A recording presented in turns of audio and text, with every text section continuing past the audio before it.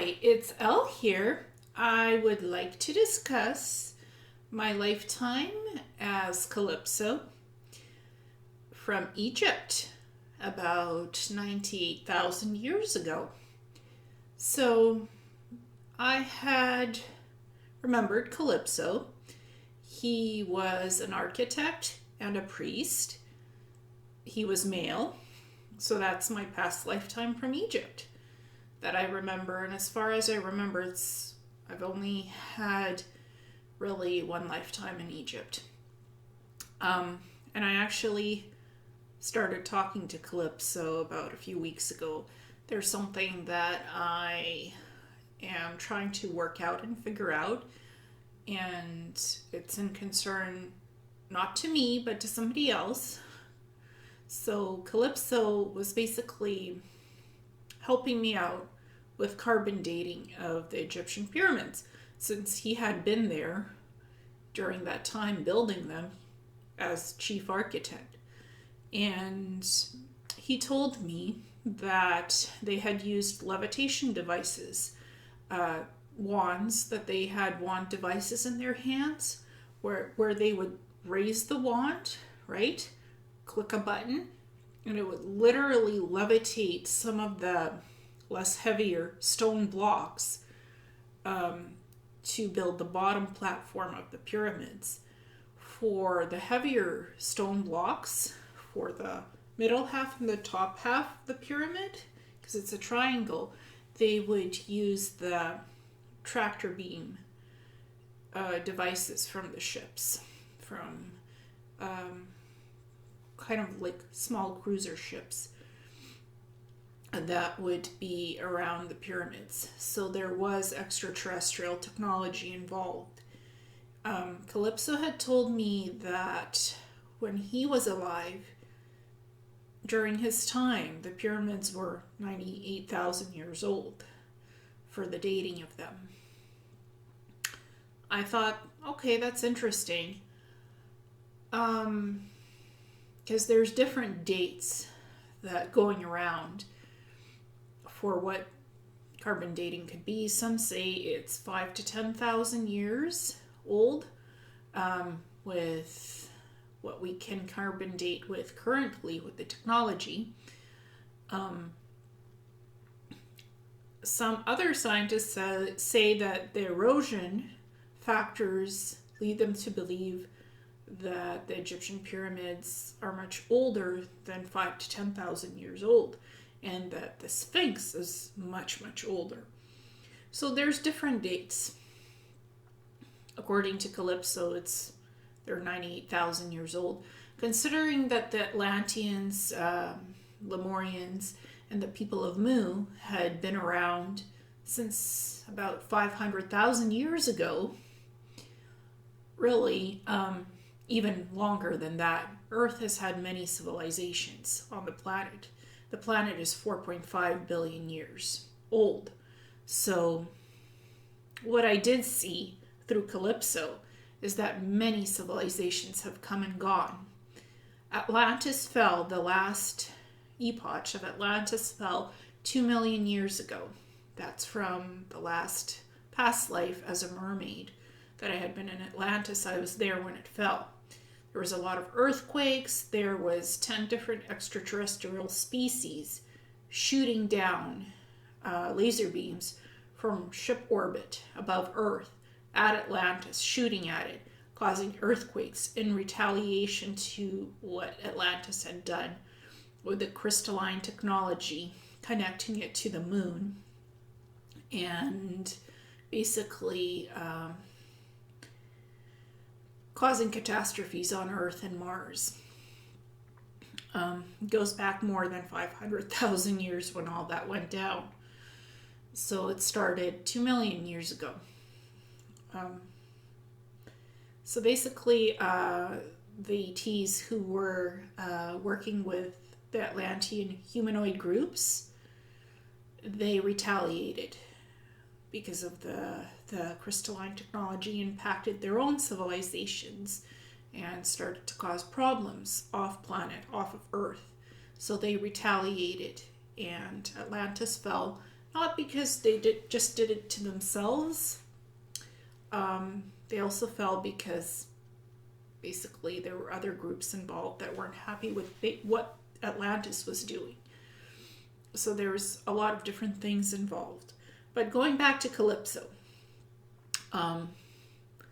he told me, if you really want to know about the history of the Egyptian Giza pyramids and when human civilization officially started on Earth, like, beyond the Neanderthals, the civilizations like that, Cro-Magnon men, then building up to Homo sapien and Homo sapien sapien. So he said, okay, if you want to see before all of that, 500,000 years ago, what was going on. During that time, it was the Atlanteans that were here, the Mu, and the Lemurians. Different civilizations. And they had been building pyramids that looked like the Egyptian ones for thousands of years while they were on Earth, and as well as on Mars. That's why the Martian pyramids are quite similar in structure to what's here on Earth, of the various different pyramids. And Atlantis had many different cultures combined together, many different outposts throughout the continents. It wasn't just big one island. They had many different cultures together, working together in the beginning in unity and harmony. But when that started falling apart, they actually went to Egypt and influenced the Egyptian civilizations and taught them how to build pyramids. When Atlantis fell, and Calypso said, go watch Initiation, Season 1, Episode 13. And I'm like, what's Initiation? Where is it? He's like, it's on Gaia TV. Go watch it. I'm like, why do you want me to watch this? He said, well, it'll help you with your question about the carbon dating of the Egyptian pyramids. I'm like, okay. So I went and watched Season 1, Episode 13 of Initiation, hosted by Matthias Di Stefano. And Matthias claims that he has past life memory recalls of living near Egypt, near the Nile in those times. So he actually gives a chronological timeline going back beyond 500,000 years when Earth was at that time period and who was there, and also going back 15,000 years ago when the pyramids were being built, the Egyptian ones. And he does say that Egyptian-style pyramids were being built longer than 15,000 years ago because the Atlanteans had been around for a long time. And he's right. That fits with the chronological factors of the past lives that I've had in Atlantis and in Egypt, as a mermaid in Atlantis and Calypso in Egypt. So that fits, except Calypso says it's 98,000 years. Some new research says it's 70,000 years ago to 80,000 years ago. There's a lot of different people saying different carbon dating timestamps. I do believe Calypso that he was around 98,000 years ago. That's when I had that lifetime. That's when he was building the pyramids, and he had help with extraterrestrials to build it. Calypso is a great strategist. He's great at strategy. He is good at bringing people together to complete work. He said to me that he was a bit of a schemer, and that's what made him good at bringing like-minded people together to complete work, to build the pyramids on time. I did see that he did not work with women. He only worked with men. That makes sense because he was part of a male priesthood and part of the secret mystery schools. He was also a scientist and a priest and the architect. So that makes sense. Back then he didn't work with women. So he said to me, I find it interesting working with you. You're a woman. And I said to him, well, doesn't matter if I'm a woman. You have decent energy. You're part of my multidimensional team. So yes, I'm working with you. You're part of me and I'm part of you. You have some of my soul spark and I have some of your soul spark. We're connected. You're my past lifetime as a male and I'm your future lifetime as a female. So to me, it doesn't matter one whit if you're male or female. I work with beings that have good high vibrational energy. And Calypso has decent energy, so I'm like, I'll work with you because I want to know what you did 98,000 years ago building the Egyptian pyramids and the Sphinx. And he told me that there's different perspectives of timelines and different timestamps as well when the pyramids were being built. That the Atlanteans had been building these types of pyramids for thousands of years, way before they were built in Egypt, and that they influenced the Egyptians. And that by watching Initiation with Matthias Di Stefano, I would get more of the chronological timeline for how that was done. And I did. I learned a lot of interesting things.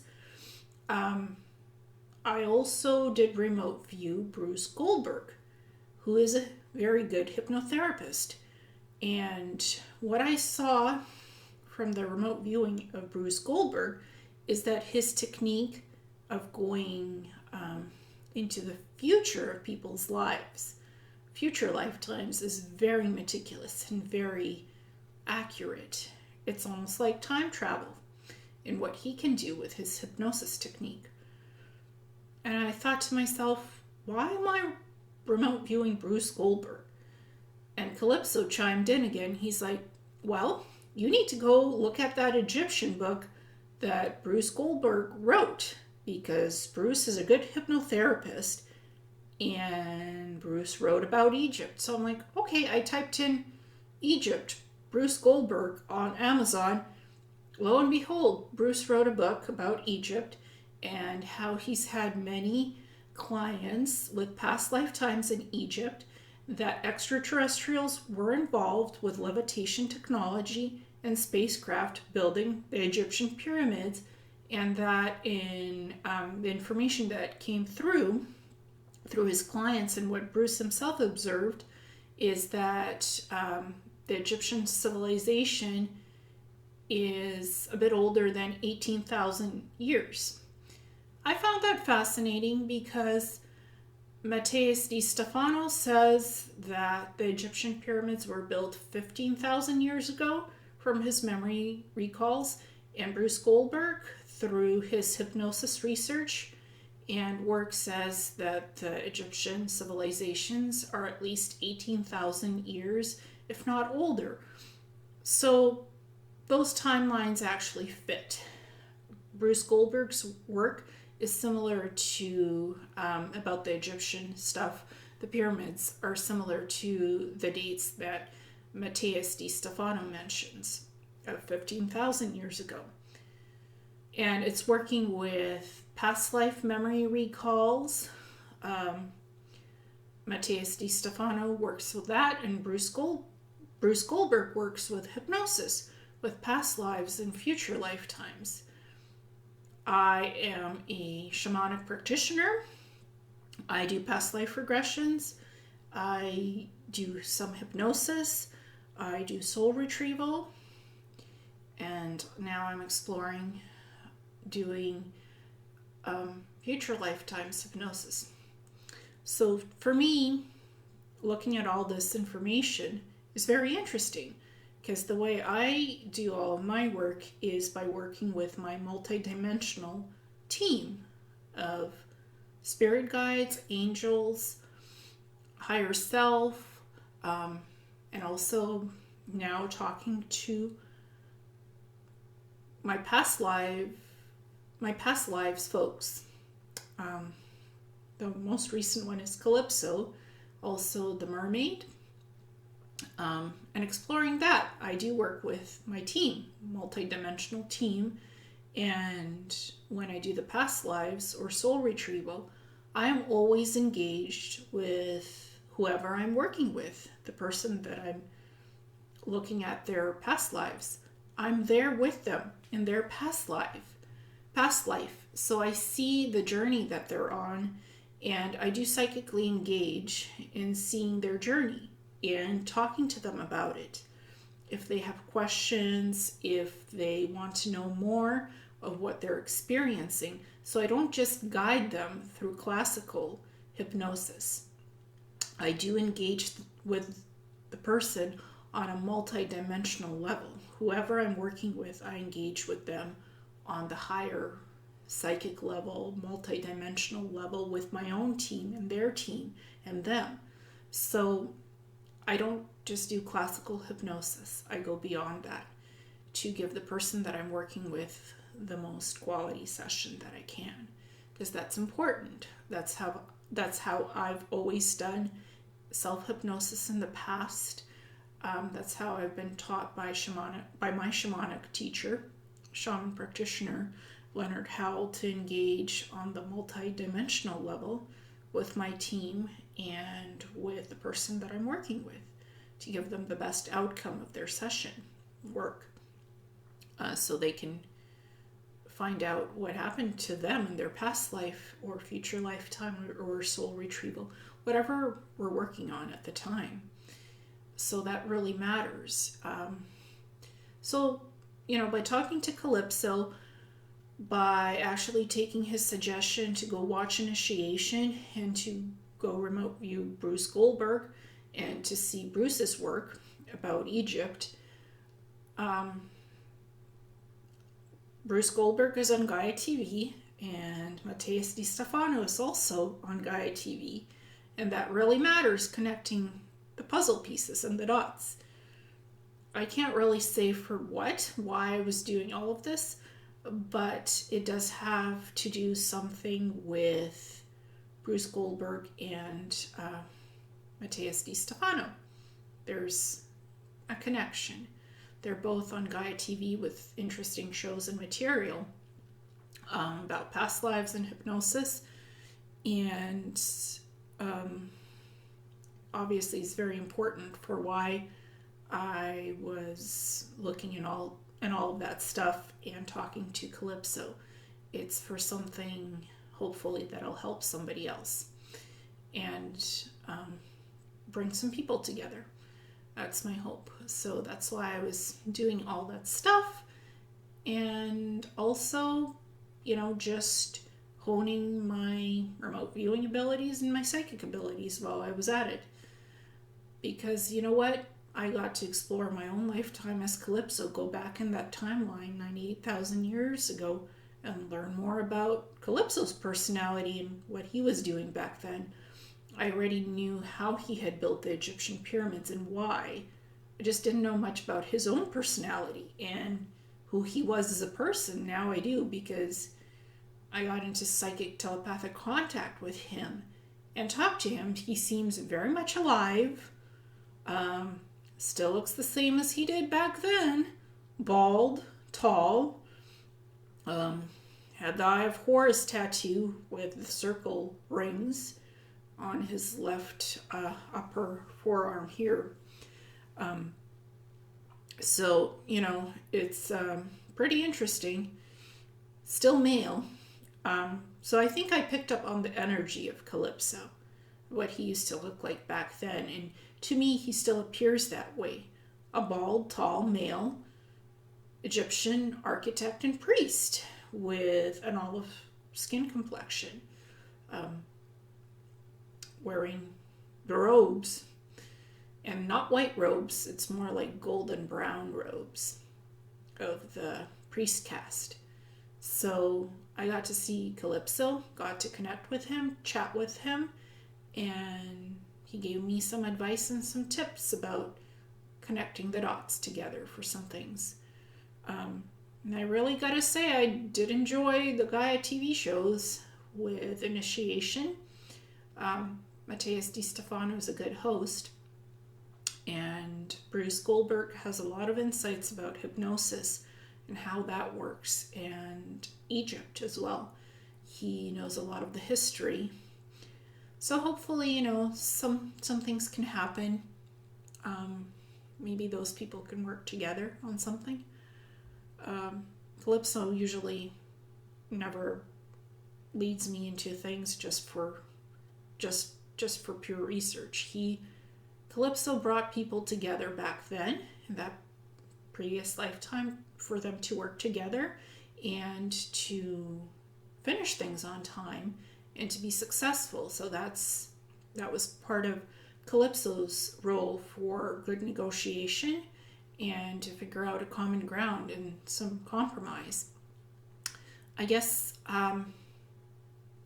what's happening here is the question about carbon dating the Egyptian Giza pyramids and how accurate the timeline would be for, I would think, between 15,000 years ago to 18,000 years ago.